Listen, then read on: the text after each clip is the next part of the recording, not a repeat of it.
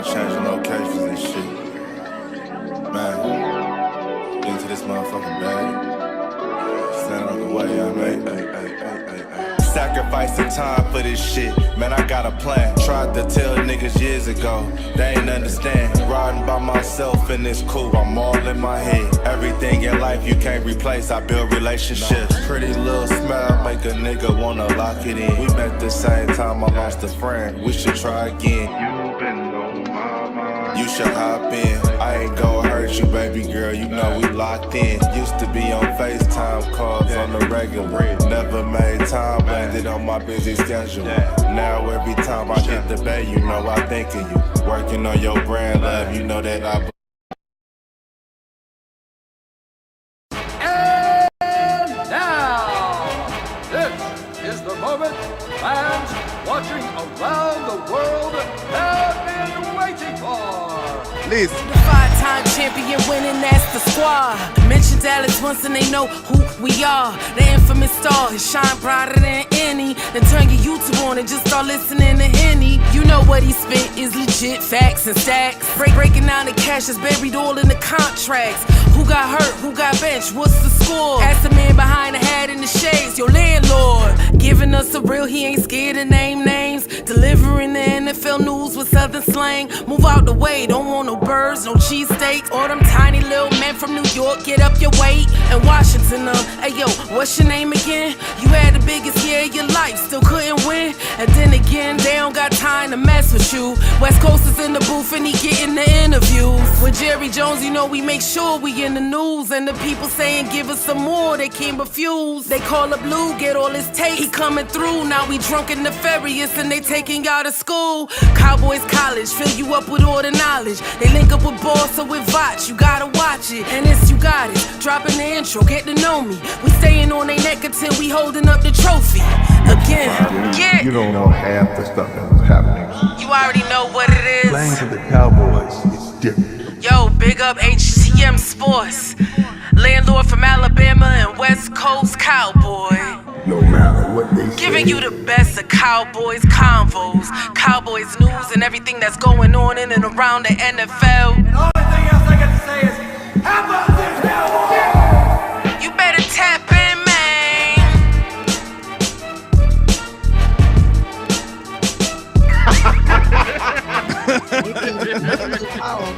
And we are live.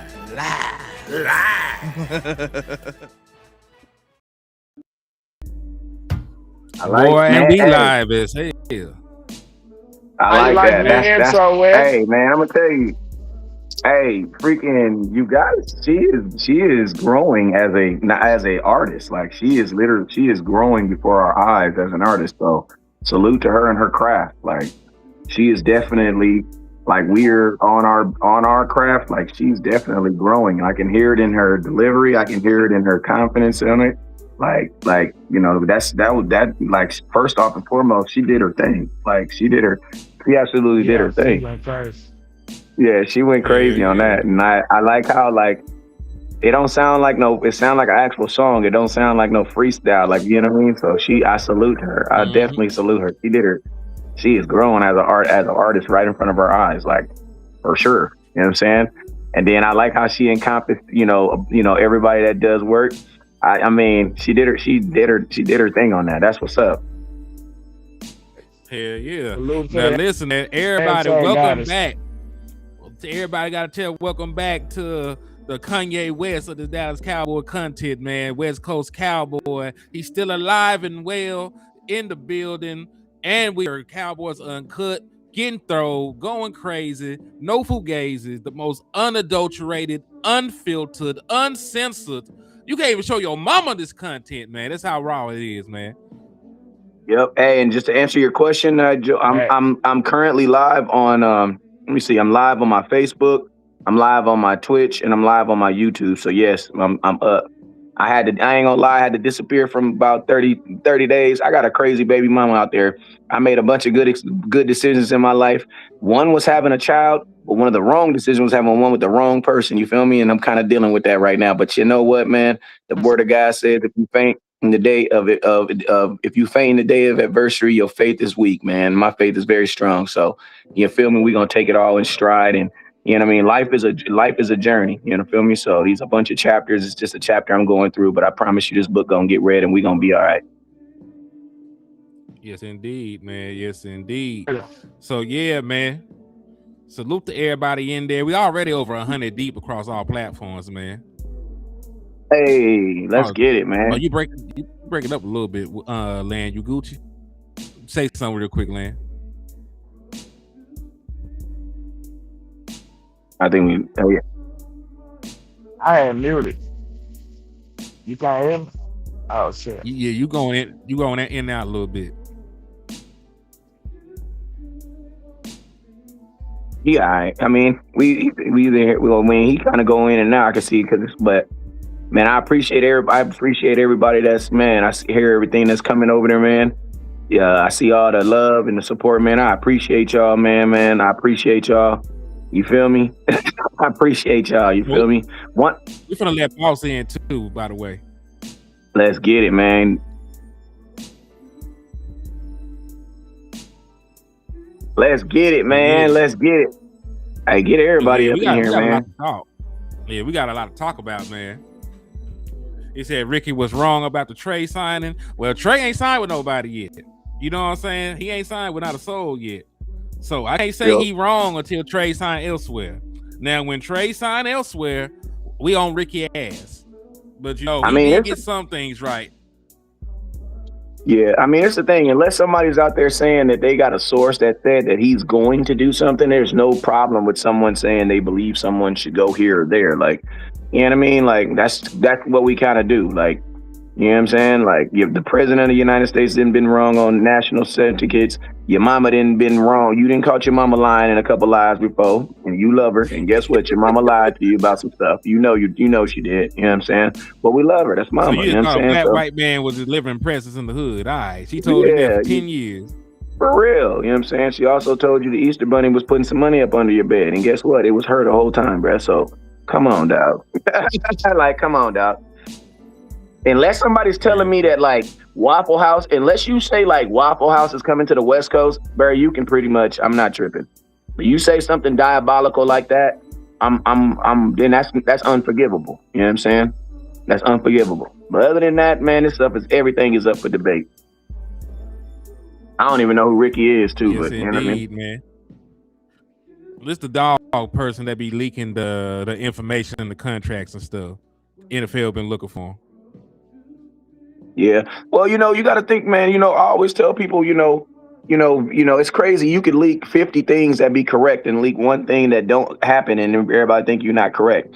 I mean, that's why I've always said, I don't do breaking news. I do accurate news. Like, I would have no problem waiting and letting stuff kind of matriculate. And I'm going to tell you, man, once you been in this game long enough, you'll realize that, man, when you break something that ain't nobody else said, if you're not like ESPN or if you're not like the NFL Network or something like that, folks don't even believe you anyway. You know what I mean? So it don't even be there's like almost no advantages to like, telling. I learned that the hard way over years of doing this content thing. You know what I'm saying? I've had multiple sources and multiple opportunities to leak stuff and say stuff, but it just don't be no benefit in it. It just don't be no benefit in it. But because I mean, like I said, you can leak something that be accurate, and you know what people say?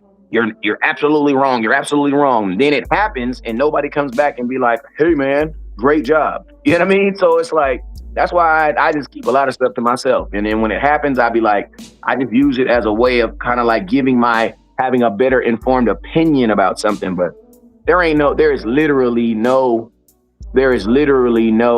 advantage to telling something that you know before everybody else knows. There's just no advantage. I really think when it comes to the free agency market and stuff like this, I think it's a fluid situation.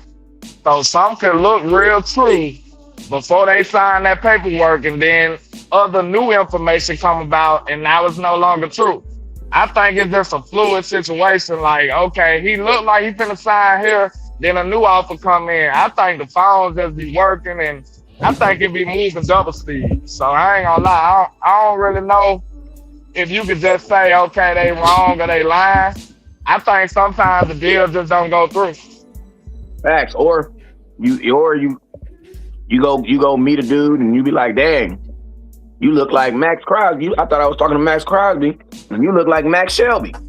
50 pounds, you know what I mean? Like stuff, you know what I mean? Like it's literally like going on a blind date. Like imagine talking to somebody on the internet for 2-3 months and then you finally go see them.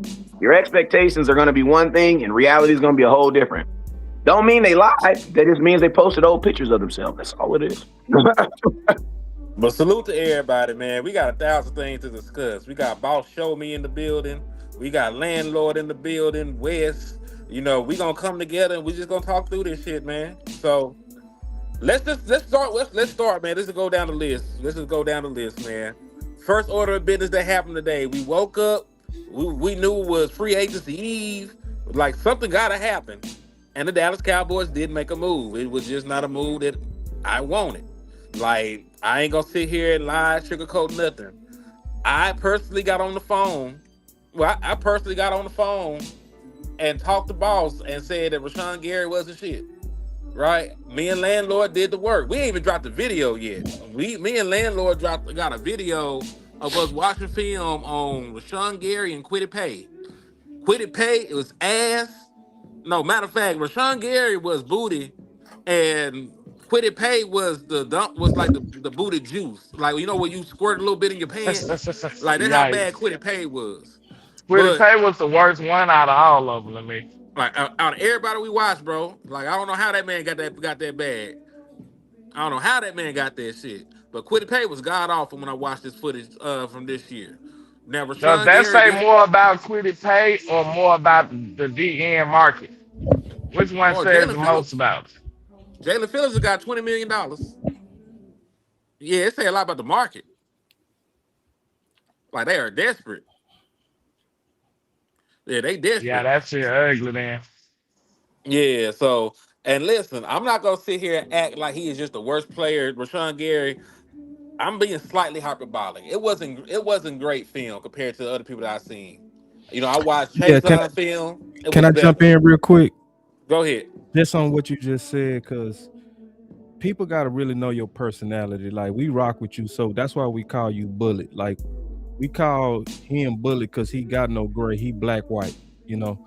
So I think what happened with Gary is a role player that got a lot of hustle. That's why he get a lot of pressures, and he plays hard enough to kind of luck in half his sacks and then make half the other sacks on his own, which I agree with your analysis on that because I graded it today, just like we graded all of them based on what did we say? Athletic sacks and cleanup sacks. So Doris Armstrong sacks. Yes. Hell yeah, exactly. Yeah. Perfect. Hey, that's my homie though. I gotta stop saying that.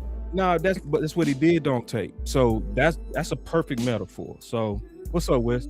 What's up with you, big homie? Oh, chilling, brother. So when Henny, like, people don't realize Henny, Landlord, like, us combined, we've already watched, probably, if we add up all the hours, about 8 hours of Edge film alone.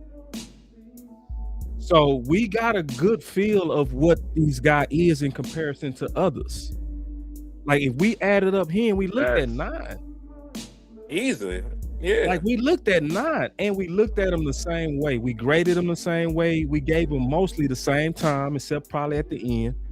So we know it is. So what it really says, and I ain't mean to get long-winded, and I'm gonna go back to shutting up.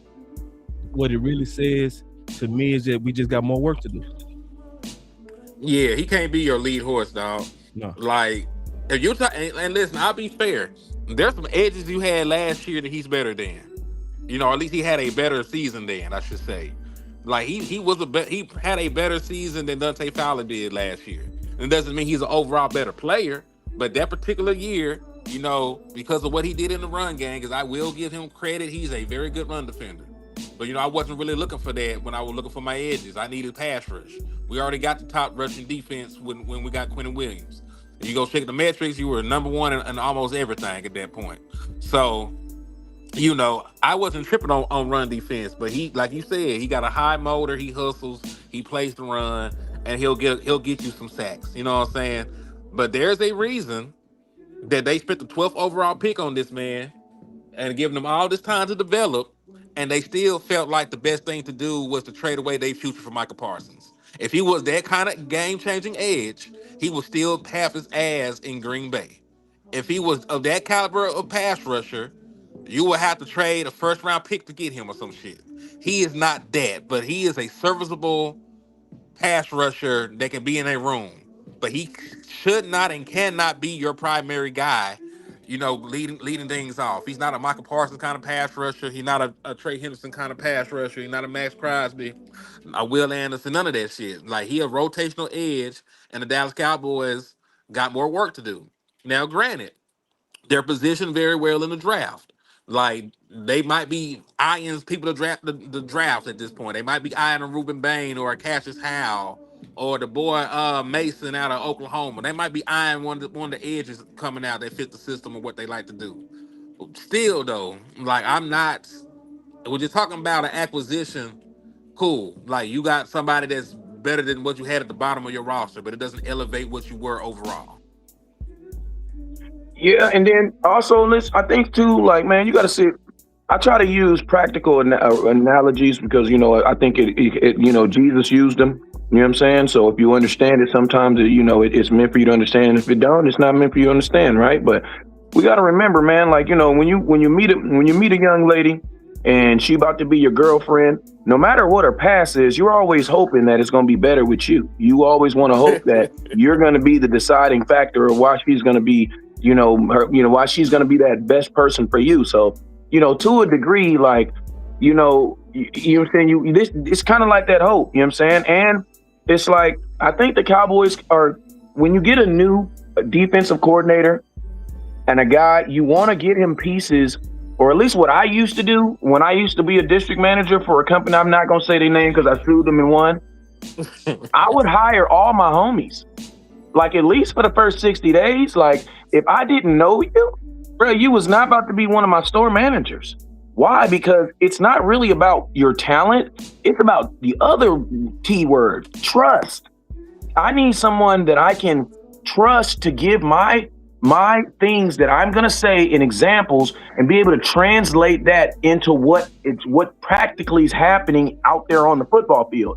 Now, is there better talent? Yes, but I don't want him coaching every, like, at some point I want him to be able to, it's a difference between coaching and instructing. When you're coaching someone, that means you're taking them from 0, trying to get them to 100. When you're instructing, you're taking someone from 40. They already kind of got a synopsis or understanding of what you're trying to do, and you're just trying to go in that direction. So this might be your guy that kind of helps with the translation. And does he have some upside? Yes, the upside is this. At 32 teams evaluate this dude and said that you have first round talent. That means you have it somewhere inside you. You know what I'm saying? So part of this free agency football thing is all about thinking, is this the guy that can get it out of him? So it's like, if you trusted Christian Parker to be your defensive coordinator and for him to install this thing, then we got to give him a little trust, just like, and then listen to me. The last dude brought in a bunch of dudes that was trash that he knew. I ain't gonna say nobody's name because some of these dudes are still on the team. But what's the boy name? The boy that just went to San Francisco. He brought in his gardener. He brought in his landscaper. He brought in the dude that sew his shirts. He brought in like 3-4 people that he knew. Why? Because you only have like 5 months. Like, people be realizing this is a different year, but you really only have like 6 months. You know what I mean? You have like 5 to 6 months to translate what you're trying to do into something you want to happen. While at the same time, you're going from one defensive scheme to a whole different defensive scheme. I believe if the Cowboys weren't switching their defensive scheme, because, you know, I've been kind of out the loop, but I heard that the Cowboys was going to a 3-4 defense. The last time we did that, we sucked. I'm just being honest with you.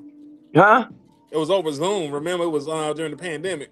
Exactly. But guess what? I like the fact that Christian Parker's like, you know what, man? Listen, the Cowboys got so much stuff that we got to fix on defense. I need some guys that I can just flat out trust in this locker room. So maybe this isn't necessarily about the talent, but maybe this is about a guy that he can actually trust. Why? Because he don't know Sam Williams. He don't know he don't know the defensive line. He don't know none of these. Well, you know Kenny Clark. You know what I'm saying? But it's like, also think about this. Before this guy right here, you had one guy on the defense that you had. Guess what you have now? You got two. Two is always better than one. You know what I'm saying? So, like we trusted Christian Parker, I'm just going to trust Christian Parker that he kind of know what he's doing. I'm not going to trust the player because I don't know the player. You know what I'm saying? But I'm going to trust Christian Parker and give him the same rope to hang himself that I gave Eberflus when he brought in, what the boy name? Them two dudes that was not good. The linebacker. Come on, and y'all was saying Jack Sanborn was supposed to be Max. He was supposed to be Luke Kuechly out this month. You know what I mean? The only thing they had in common was their skin tone, man. But sometimes, like when you take on a new job and you got 11 different positions you gotta coach or get right. Sometimes you be like, bro, and now instead of having 10, I got 9. I got 9 people I got to deal with. You know what I'm saying? So I'm going to say this one thing. Because I do understand what you're saying, and that sort of concerns me at the same time, though, because both the people that we brought in so far are guys with sponsors on the team. Like even in the case of like Rashawn Gary, he got like 3 different sponsors on the team. You know, he was with Christian Parker, he was with Ansley, and our brother the Ghost Rider.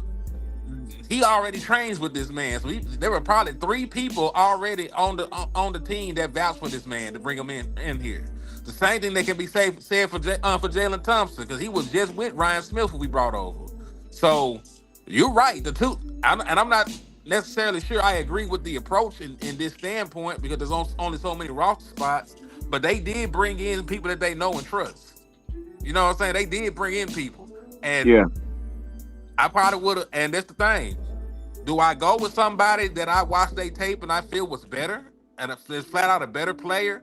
You know, probably even cheaper, maybe. Do I go with somebody with the talent and the being and everything else, or do I bring in somebody that I know? You know, and that's the thing, because I think there were better options, you know, available. To your point, we looked at remember that we almost drafted Caleb Vaughn chasing over CD Lamb a couple years back. You remember that shit? Well, he finally is worth a quarter now. He's finally a good football player now, and he's on the open market, right? You got guys that can come in and contribute that you probably even have to give assets to get, and you know you make a move like that to bring in your partner. Now I get it. You know you want somebody that can help translate the scheme, but when you had the opportunity to actually do that at the Mike linebacker position with Dean. You let him go. You let yourself get outbid by the Raiders. And that's actually the person that's going to help you control your back end. So I understand your point, and it looks like they're actually doing that too. But the real question I have is that the right approach? And I'm just going to pass that question around to everybody. I mean, I put it to you like this, right? I don't know if OJ did it, but I understand. That's all I'm going to say. I understand, yeah. I understand, brother. She was riding a whole nother man in your Ferrari, hair down in the air. I understand. I understand. Listen to me. It be sometimes like, and let's just be real, right? The Dallas Cowboys don't really keep nobody. You know what I'm saying? So, like, just because we traded for someone doesn't necessarily mean if it works out. The Cowboys showed me last year, just because you go get somebody don't mean he gonna finish the season. You know what I'm saying? So I just feel that like sometimes you just put familiar faces in the room. So when you walk in the room, you at least have a guy that you ain't got to learn how to say his name. You know what I'm saying? And, you know, was there better talent out there? I believe there's always better talent out there. But sometimes, like, you know, man, I just feel like you got to give them a little, I think this is more on the defensive coordinator. I'm saying this. I don't believe if Christian Palmer was our defensive coordinator, I don't believe this guy's here. You know what I'm saying? Now, listen to me. The fact that the Dallas Cowboys signed 2 people on day 1 of free agency, I tip my hat off on them. Listen, I got to, because for the last 10 years, we've been cooking on week 3. You know what I'm saying? We've been getting the Jeffro Nickersons and dudes that you ain't never even heard of before, let alone getting a guy on the episode. Like, the fact that we are actively trying to do something, sometimes, man, you got to take your wins where you can get them. You know what I'm saying? So, I definitely believe there was people out there. I think there was guys out there was probably better than him, though. I would definitely agree with you on that. But I think this was more about your defensive coordinator. I think if your defensive coordinator wasn't who we believe he is, then he probably isn't here. All right, Boss, what about you? I think sometimes you do bring in a lesser player if you do trust this guy to be a communicator to and a walking example to your doctrine. That happens, right? So, Eric Kendricks was starting to lose a step, but Zimmer pulled him off the plane going to San Francisco because he had other younger linebackers that he needed to get on track. But he also could still play, and then we know Eberflus pulled in Sanborn, right? Because Sanborn wasn't the guy, but he, in terms of athletically, right? But he was the guy that was familiar with Eberflus and was going to be that communicator's guy. Sometimes you need that type of guy, and it's just too early to judge, So to say that you don't go with the better guy, you go with the better guy. I would say go with the better guy every time, and I wouldn't guess it or even bring in a coach guy over the better guy. I would rather go with a better guy stranger over a coach guy that I know that's not as good. That's just me. Like, I depend on your playmaking, so I trust the work, and I trust your eyes, and I don't want a situation like this to make us timid. Like, because we do feel the pressure of fans. We feel the pressure of fans wanting us to be positive and stuff. And we can be honest without being negative, right? So to me, to make this thing into a positive is to be just honest and say, hey, we see him as a role player, a very good role player that can be kind of like a walking example to the team. But we also still don't have that lead dog, and we should be aggressive about getting it, because we did not settle for a second for the one text that they was trying to push on us last year. We didn't settle. Like, the moment that we got out of the draft, we all, boxed over Booker. We celebrated after Pickens. We gave that about 2 weeks worth of celebration, and we went right to working on that one. So I think this needs to be the same situation, to where we just be honest on what we believe we saw from our analysis, and we push for the best that we can get. And to me, I want to put out a name out there, Kayvon Thibodeau. I want us to actually start pushing, if you believe it. But from the film that I saw, that's our best chance of getting lucky. Like, I put it like this: I'd rather take a Jordan, right? I'd rather take the ghostwriter and put him with the traits of a Thibodeau than the traits of Gary. And I think, because if you put him with those traits, we might get the full upside of a top 5 guy, especially when you put him side by side Quentin Williams. The Dallas Cowboys, to me, just need to keep working. We need to keep fighting. And no, I don't apologize for saying what my eyes see. All right, landlord.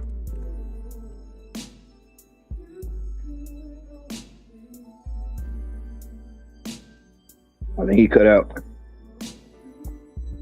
Land, you alive?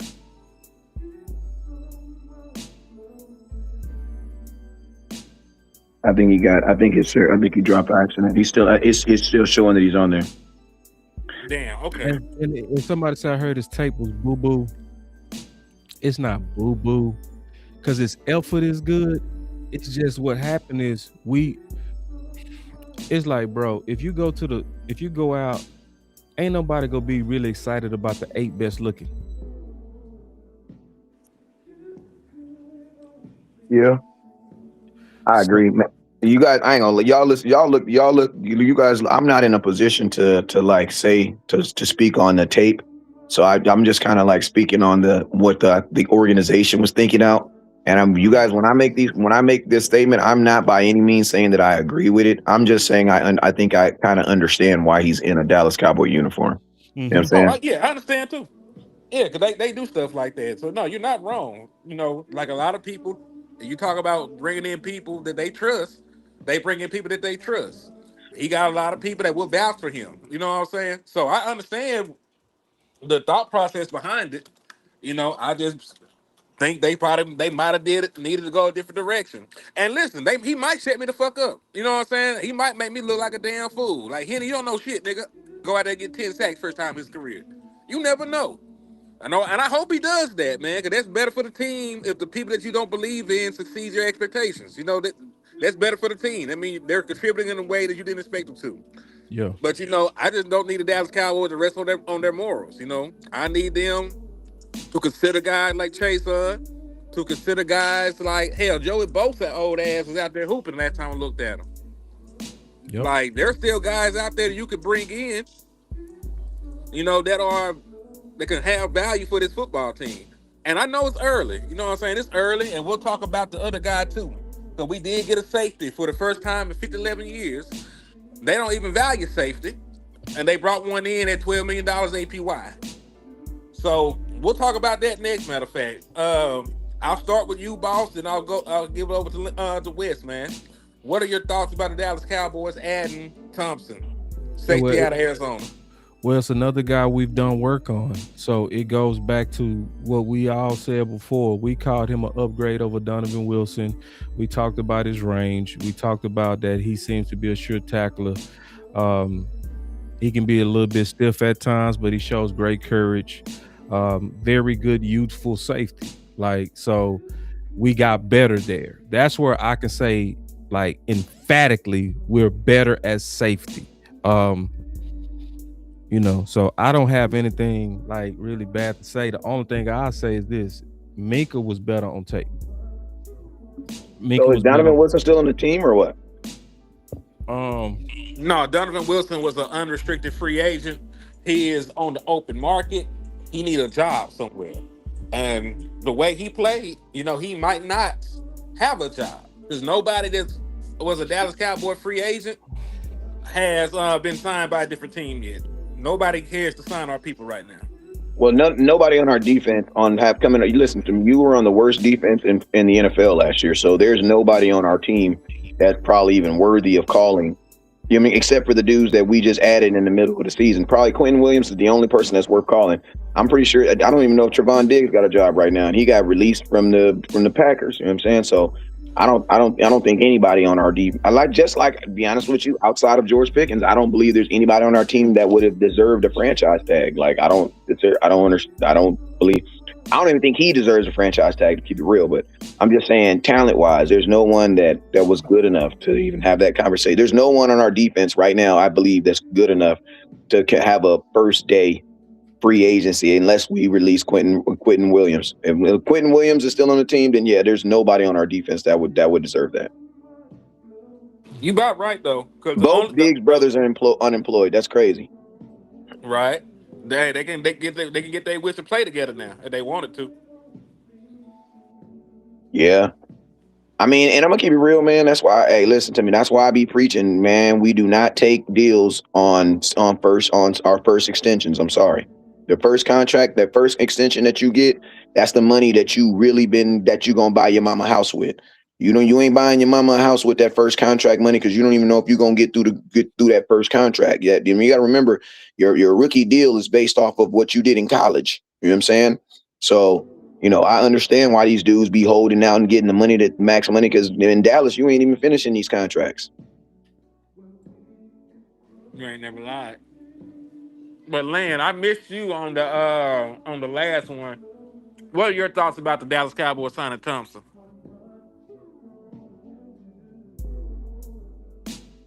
Well, I think he's better than what we had. You know, I really would have preferred Minka, but I guess they didn't see it the way I saw it. So I can't get mad at them for not selecting who I wanted. I gotta forgive me. It is pouring down where I'm at. I can barely. But Yeah, I would have rather got Minka Fitzpatrick, to be honest, but to me it looked like Jalen is more of a box safety, right? Damn, I don't like That's the box. Yeah, good Lord. he got a little versatility, but he more of a box safety. Yeah, so maybe Christian see him as the star position where he was talking about. And think about this. Go ahead. I'm what sorry. You think about that? No, go ahead. Now repeat the last thing because you kind of on my end it took like a 15-second I couldn't hear you for 15 seconds. So say that last thing you said again. The question you said. I was saying, do y'all think the Jalen Thompson guy is the star position that Christian Parker tried to like the nickel guy? Is that who he looking for or what? Yeah, I mean, I think also look at the picture we have up there right now. The picture that you have of him right now. What else do we notice that stands out on his chest?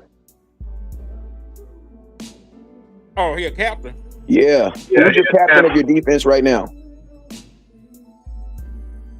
Shit. I don't exactly. The nickel.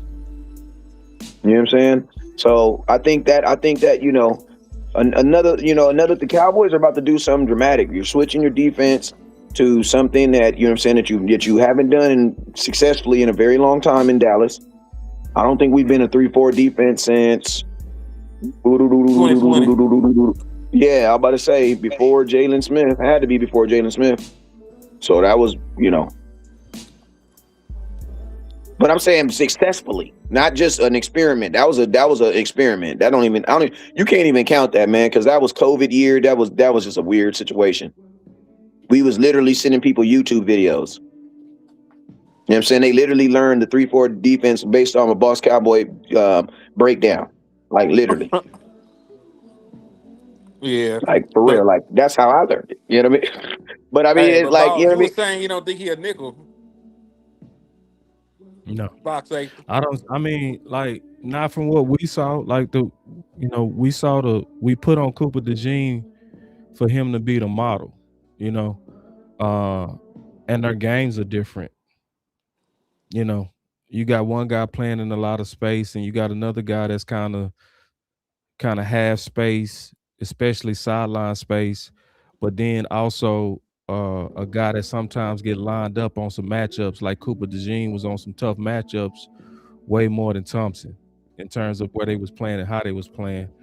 I wouldn't trust Thompson to get down there and have to cover.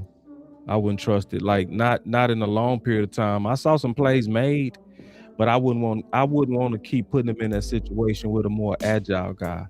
The good thing about him is that he's athletic enough, but I'm not sure if you can just hide him for a long period.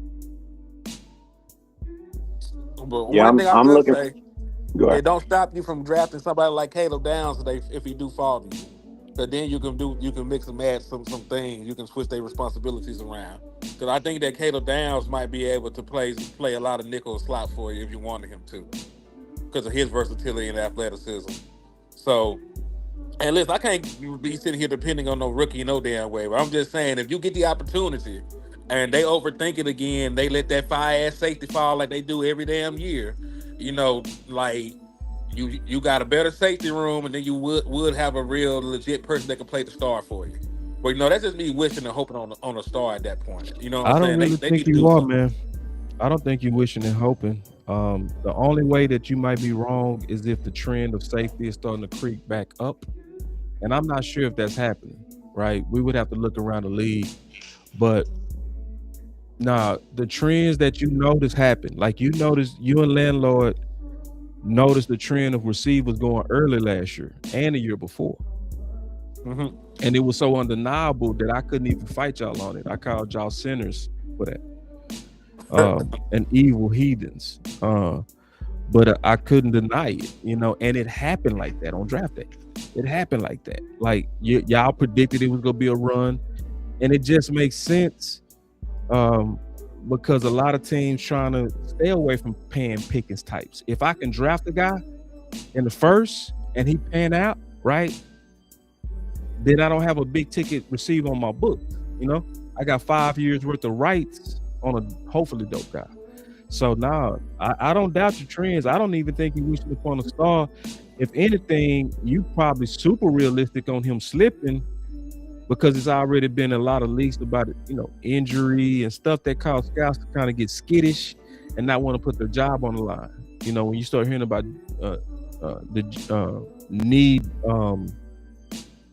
what's the term that was going on with his knee?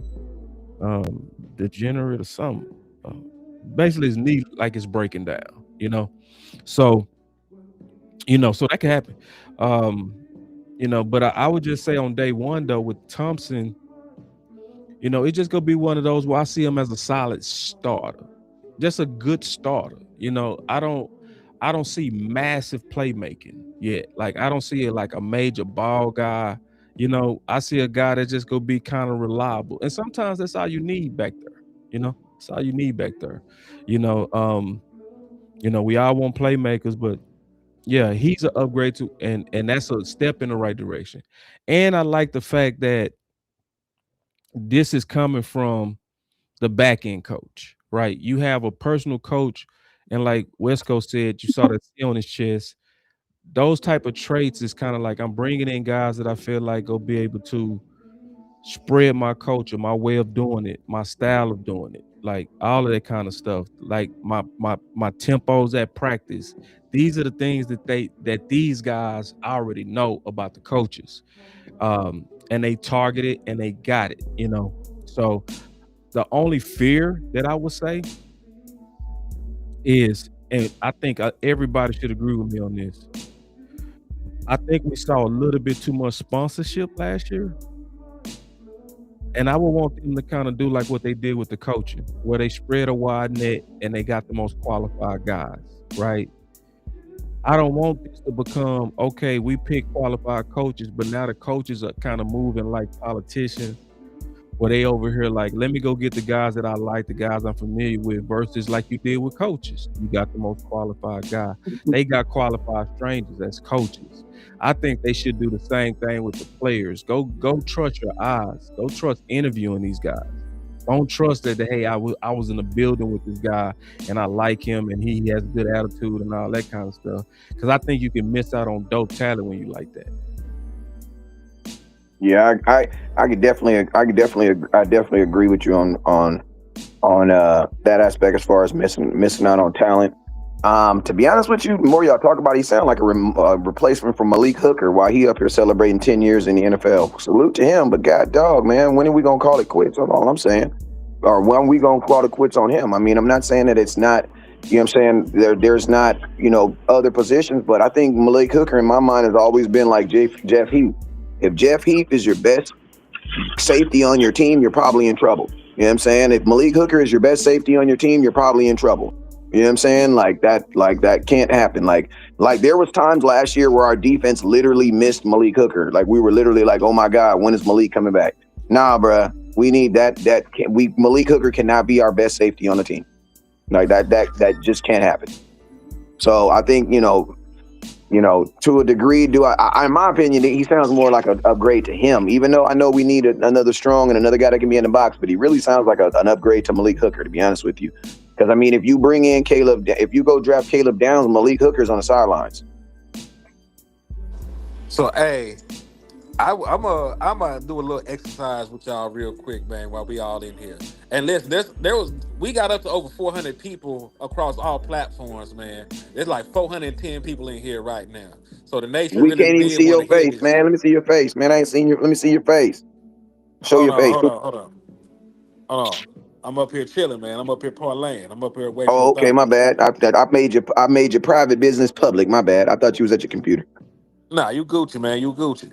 But nah, this is the list of the best available free agents that are remaining.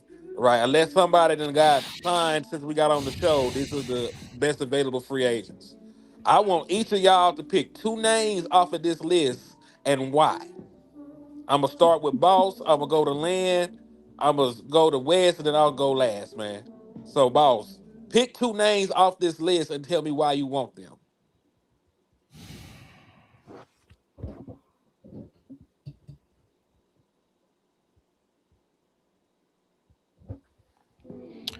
The two names that I want off this list right now is I'm a cheat and do three. Go ahead. Trey Hendrickson, Chason, and Tariq Woolen. Doing them right now. And And if elaborate. I had to choose one edge, I'm going Trey. Understood. But if I'm trying to go good price, if I can't fit it in because he's too expensive, I'm going Chason. Oh, can I go? You go ahead. Go ahead.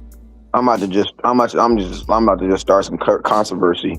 That's what I like to do, man. It's Monday. We ain't got nothing to do. We ain't y'all got jobs, but y'all can go your jobs for a couple more hours so y'all can clean all this mess up.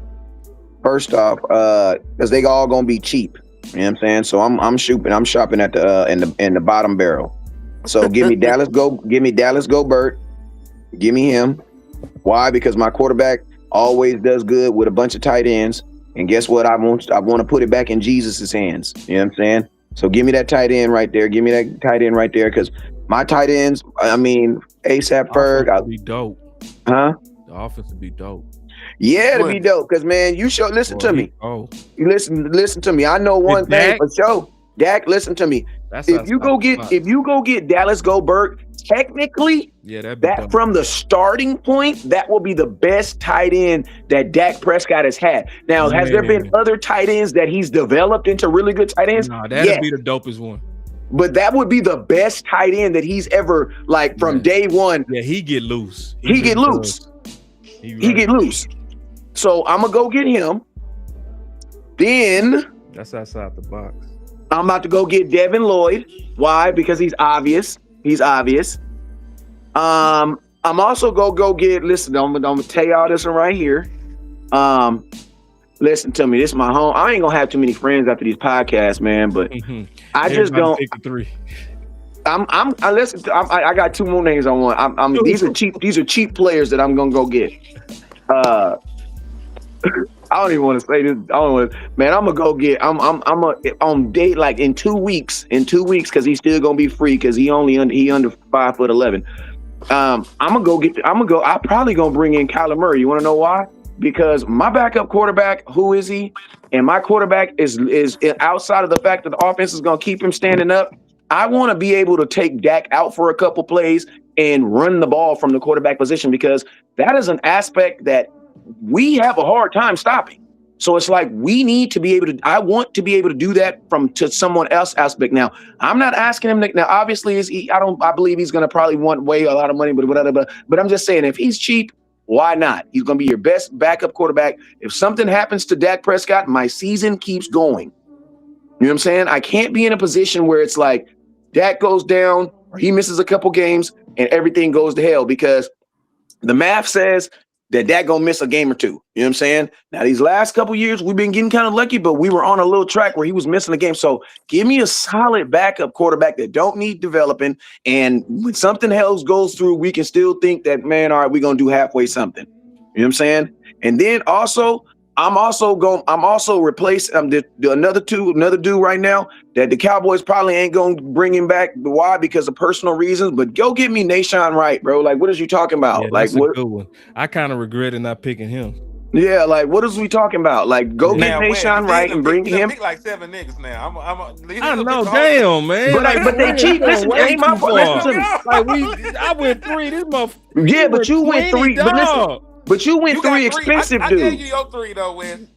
You got 3 expensive dudes. Man, that boy West, man, picked up the whole I'm bag. I'm gonna let you keep your 3s. Landlord, you pick. Hold on, I'm gonna read the super chat first. Then I'm gonna let landlord. If you go cheap, you can get more. That's all I'm saying. You go cheap, you can get more. That's all I'm saying.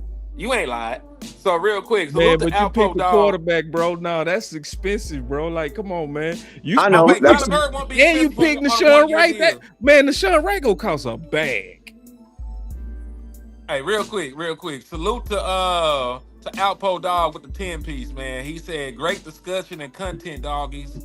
Gary doesn't have a motor, hence the lack of impact. Though he's serviceable, Thompson appears to be an enforcer and a teamer as noted with the captain label. So salute to him. Also, that got you 2 raffle entries, man. We're doing raffle entries on all 3 platforms. Wes don't know it yet, but he in a raffle that's already been paid for. So if you donate to Wes and you send $5, you know he will send you, like, you win, you'll get a jersey. $5 per raffle entry, you know, and if you send $20, you get 5 entries, man. So this it's been going on my page. It's been going on landlord page. It's going on West page. So y'all make sure y'all donate, send, and yeah, we gonna send jerseys out. But yeah, man. Y'all got to get out y'all feelings about Nation Wright, because at the end of the day, the Dallas Cowboys did not give him an opportunity. The Chicago Bears did, and the boy Sean. You can't take that from him. Like, you cannot take that from him. Like, some of the stuff that y'all putting in the comment box just let me know that y'all didn't really watch that boy last year. You know what I'm saying? Yeah, like real talk. Like, Nation Wright would probably be your best outside corner right now if you put him on this team. Like, but hey, real quick, Land, what's your 3 people, man? If you're alive, if you're busy, let me know something. But if you're still available, let me know your 3 free agents from this list, Land. Why Joey Bosa ain't on the list? He ain't available no more. He available. It just wasn't in the list that they posted, but he available. Okay, well, give me of course, Trey Henderson and probably Devin Lloyd. But if Trey too high, I want Chayson. I really want Chayson. I want 2 of them. Took 3. I want 2 of them. I didn't even take Trey Henderson. I want Chayson and Trey Henderson for real. But yeah, if I had to pick a third, it'll probably be shit. I might mess around and get Nation Wright or either Decker. But we just restructured, so we good on that. Still, yeah. So I'm gonna get my 3, and those y'all all gave great answers. Like, but I'm gonna get my 3. I'm gonna start with one that I feel like Boss should have said, because he been trying to get a running back committee. Rachaad White from the Buccaneers. Like, I would come and pair Rachaad White with Javonte, so they could be a 1-2 punch. I like Rachaad White a lot. You know, he got overshadowed by the boy that they had picked up. Your guy, matter of fact, landlord. What was his name out of Oregon? Whatever. The running back they picked up, the Bucks did. But he got overshadowed by him and lost his gig. But I would bring in Rachaad White to bolster the running back position, and then with my other 2 selections. Can I say real quick? I love what you just said. Like, love it, like, for real. Because see, the way you building, I just want to just add to what you said. The way that you building might be exactly what we need if we have edge by committee. That's a good idea. Yeah, hell yeah. If you gonna rock like that, like you gonna probably need to keep some folks off the field. If your defense questionable, need 2 dope backs. Yeah, and your defense questionable, just make sure they don't play a lot. That's what we did in 2016, 17, 18. Keep the niggas off the field. Keep them off the field. Keep them rested. So you know what that means? That means you need, if you're going to keep them off the field, 2016, you know what our biggest aspect of 2016 was? We were the number 1 team in 3rd down conversion. And you want to know why? Because look how many times. Third down. Because we avoided 3rd down. We never was on 3rd down. We was first, second. Running the ball, pounding with Zeke. You know what I'm saying? So that's so true. And Zeke and Morris. It wasn't just him. Oh yeah, we were running. Everybody got carries in that. Hey, boss, I did. This is our subject. I promise I'm gonna give y'all my 2 in just a second. Mm-hmm. But the teams that were supposed to get Jeremiah Love have picked up running backs. The Chiefs just signed Kenneth Walker, the Super Bowl MVP, and then the Saints, you know, they went out and got Travis Etienne. So like the 2 somebody probably gonna pound that. They gonna pound with somebody. That'll be crazy. It might be us. It's his point. I feel you. Like, so like he's saying, like, the teams that's ahead of us that need a running back just fill them holes. And usually in the draft, when they do that, they don't draft. Cause they pay them niggas a lot of money. I will fight everybody if we draft Jeremiah Love. I'd be like, screw that defense at that pick. No lie. So let me get your back on this, Henry, and say this. If we just once we get through free agency, and let's say we don't got our lead dog edge, we go tell the truth. This is line season though. It's a lot of people go make it seem like we good at edge, even if we not, right? We definitely not. We go have to, if we don't get that lead dog edge, we gotta push Love, bro. Like we have to push Love before the draft, bro. We have to push that.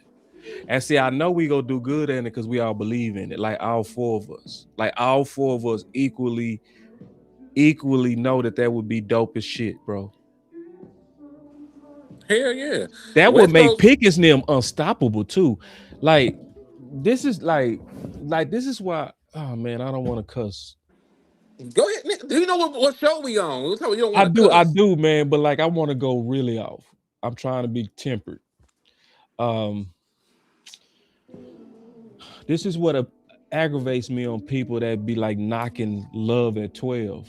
Like, if you can't really understand that Love with a 4.3, 6 mixed with Williams, and how you would have to get that box to come up, and what would that do to CeeDee Lamb and Pickens? Because you got now an 8-man box, and how you would extend Dak's career, dog. 5 years easy. Damn, boss, look, name me somebody better on the play action than Mr. Ryan Dakota Prescott. Nobody. One of the best in the business. And you know how many I would probably believe our cousin offense can sell? win it then, bro. Like I've been fighting y'all on that weapon shit. But if we got Love, I would start saying offense win championship. Well, I mean, Hey, listen to me. Look, The offense everybody told me I was crazy when I said draft Bijan, when I said draft skills, everybody said I was crazy. And them other teams drafted the hell out of them boys before we even sniffed them. So, yeah, if Love there at 12, you would be a crazy fool if you pass up on that boy. I don't think he is quite Bijan. I think he like a half a notch under Bijan. That's how high I think of Jeremiah Love. No lie. And think about this, offenses don't have to win championships, but they can surely get you there and have your defense win you one game. That's it. You know what I mean? My offense gonna get me there. You know what I'm saying? They gonna definitely get me there, and then my defense gonna win me one game. Because you got to remember, man, the reason why they say defenses win championships, you want to know why? Because you have 2 weeks to prepare for one team. So you got 2 weeks to prepare for one team. Yeah, your defense had better be ready. You know what I'm saying? Because they only playing one team, and you got a whole extra week. You know what I'm saying? So it's like in the championship, defenses is always going to, as long as there's a 2-week gap, that extra week makes a huge difference. Because you listen to me, teams can already figure out what you're doing in 1 week. That's what they're doing for 17 weeks out of the season. Then you give me 2 weeks to only have to focus on one team. Yeah, bro, you had better be able to figure it out. You had better be able to figure it out. You know what I'm saying? So, that's why I say my offense can carry me there. As long as my defense can win me one game, I'll be fine. And I don't want us to be in the talking point of we got to go defense.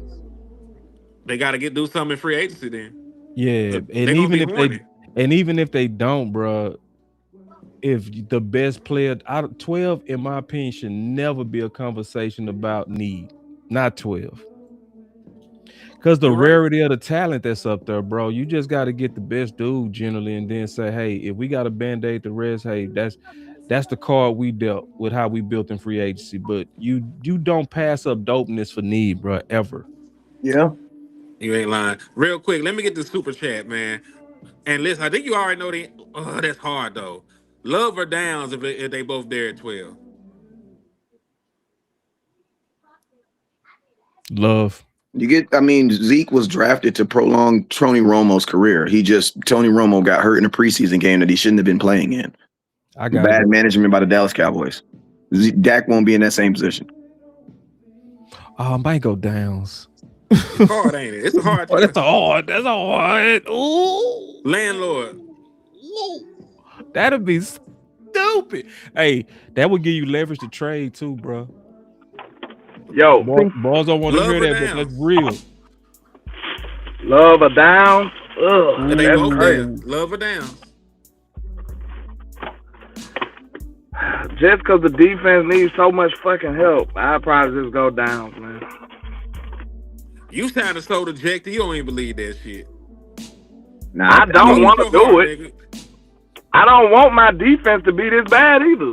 Shit. Say, man, they'll be all right. Hey, can I ask y'all a question? Listen, can I ask y'all a question? If think about this, if both these players, if you draft both these players and they end up being exactly who you drafted, who do you think the Dallas Cowboys would actually re-sign? An offensive player or a defensive player?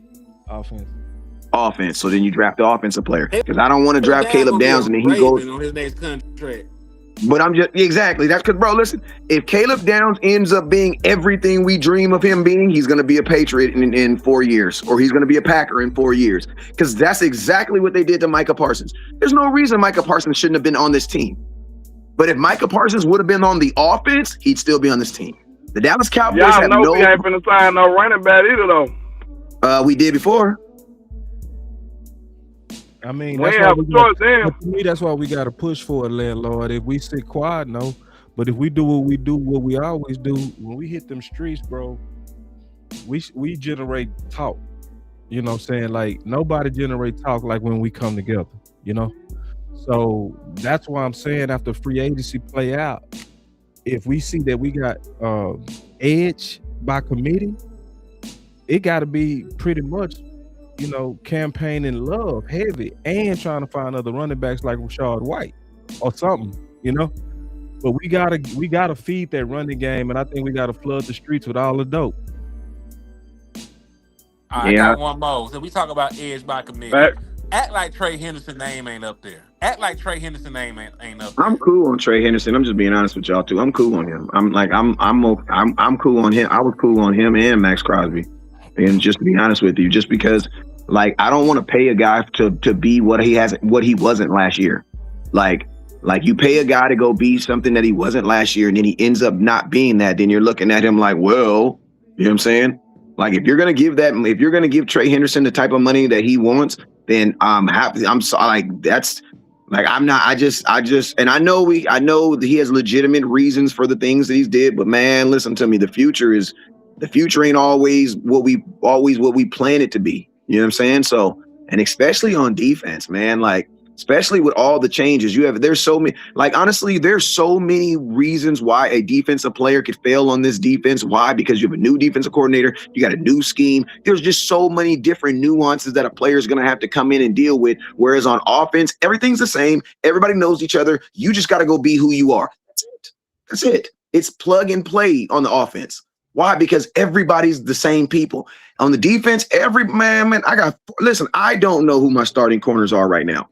You know what I'm saying? So it's like, I don't know if, Downs, he might be a great player, but my question is, how great of a player is he going to be with so many moving parts happening in his first year? You know what I'm saying? That's why I think at 12, put a dude on the offense. Give Dak more weapons, because at the end of the day, they say love covers a multitude of sins, where you can take love out and put Dak Prescott. Dak Prescott covers a multitude of sins. We've been just like Tony Romo covered a multitude of sins. Everybody get mad at Tony Romo. Wes, you really missed the opportunity to cook, because you said love covers a multitude of sins. The nigga we trying to draft the Jeremiah Love, man. You could have just tied that shit in, dog. Hey, man, that's why I got you to throw it up. I thought he was gonna go crazy. Man, I thought he was gonna dunk that thing, man. You should have dunked it for him, bro. He just did. Me too. I thought he did too. Man. Hey, he just did though. But I'm just saying, man, like, people get mad at how bad we were last year. Imagine if Dak didn't play 17 games last year, man. Like, where we'd have probably been the number one pick. Boy, you gonna get a quarterback this year, that nigga do. Exactly, man. So it's like, bro, Dak Prescott is good enough to cover how bad our defense is. So guess what? Give him more pieces. Because at the end of the day, I would rather give Dak Prescott a piece of at 12 than giving Christian Partner, who I don't even know is going to be I want him to be everything I want him to be. I do, but there's so much. And like, I don't want a guy coming in at 12 thinking that he has to help the entire defense. I want a guy that's adding to other great players. I don't think adding one great player to a bad defense is going to help us. I'm sorry. I think we need a multitude of guys. This is the problem that's going to take probably, and that's why I was okay with Christian Partner getting signed. Why? Because I was like, he's young. That means he's going to be here for a couple years because he's not going to be able to fix this defense in 6 months. Like I don't believe that he's going to be able to fix this defense, have us in this top 10. I don't even think you need a top 5 defense, but at least a top 10 to 15 defense in 6 months. I don't believe it, but I believe that the defense can be 20-ish. And Dak Prescott can just score a whole lot of points, which has always been the plan. Remember when we drafted Zeke, the Dallas Cowboys said, Jerry Jones said, well, the best defense is a good offense. You know what I'm saying? So keeping the defense off the field should be your number one objective. I don't even care if you get Trey Henderson. I don't care. The number one. Hey, let me parlay that into my next thing. Then I started that with act like he. Somebody say give Dak more. Hell yeah! If Patrick Mahomes can go get a Super Bowl MVP, you better watch your mouth. You better watch your mouth. But hey, again, act like Trey ain't there. I'm gonna let y'all fix the pass rush, man. What does it out of this list? We just gonna take these two motherfuckers, then we go into the draft, man. Let's say that they do something like they trade for Patrick Queen, the linebacker. You got linebacker taken care of, and we gonna get 2 more pass rushers, and we done. Act like Trey ain't there. Who is y'all rocking with, man? And I know that you're gonna push for Kayvon Thibodeau, boss, and I don't blame you for it. But just like free agent options right now from this list, give me 2. Yeah, Kayvon Thibodeau. Thibodeau and I give me Thibodeau, give me Kayson, and give me Joey Bosa. Why not, man? Nah, from this list, I'm going Chase Son. I about to say y'all niggas don't see Thibodeau on here at all. Yeah, I know. I was just messing with him. I'm gonna keep to the rules. Chase Son and Clowney actually. That make a lot of sense. The nigga just had 8.5 sacks for you out like an hour off the couch. Yeah. I'm gonna get mine, man. It's definitely gonna be Chase on. I'm gonna fuck you up with one. Give me Von Miller. Give me Von Miller. You looked at his film? I looked at his sacks so far. Okay, how it look? He still look Von Miller every once in a while. In the sacks. Okay. And he is super 3-4. And he is super 3-4 dude. He is super 3-4 dude.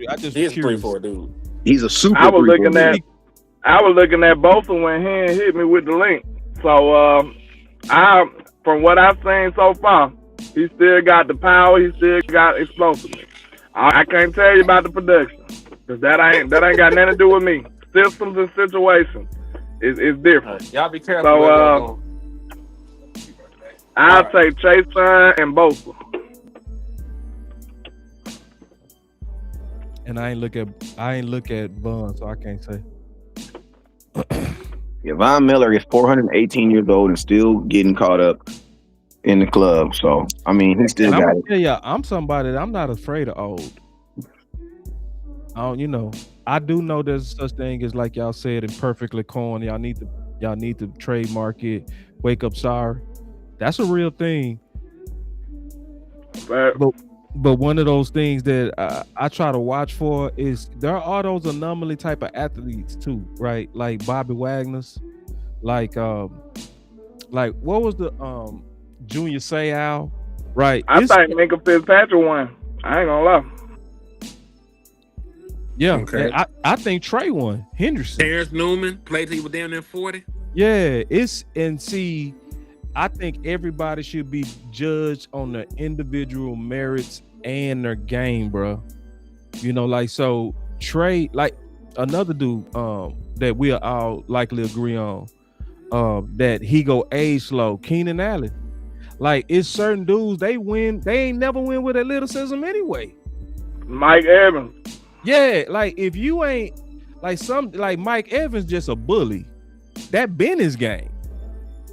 So I'm not afraid of age. Like now Joey does look aged. He don't look like old Joey, but he's still effective. He's still a quality technician if he can stay on the field.